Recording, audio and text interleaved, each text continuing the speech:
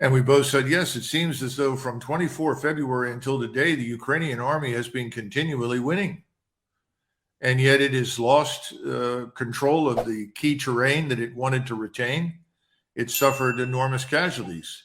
Of course, we have not reported accurately on Ukrainian losses. And they're quite desperate right now. And hopefully when we talk about other issues in the pipeline, we can get back to this notion of Ukrainian desperation, because I think it's quite real. It's sort of voluminous in terms of bizarre thinking. I think the first thing that people need to know is that Putin has never employed more than 20% of the Russian ground force in Ukraine. This has been a sticking point in disagreements with his general officers.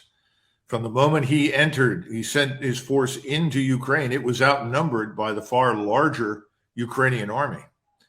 And the Ukrainians have done what their British and US advisors urged them to do, and they've essentially dug in and tried to fight for every inch of ground, which ultimately made it far easier than it otherwise would have been for the Russians to systematically destroy and annihilate Ukrainian forces. Today, the regular army that existed at the beginning of this war several months ago, 7 months ago, frankly, no longer exists.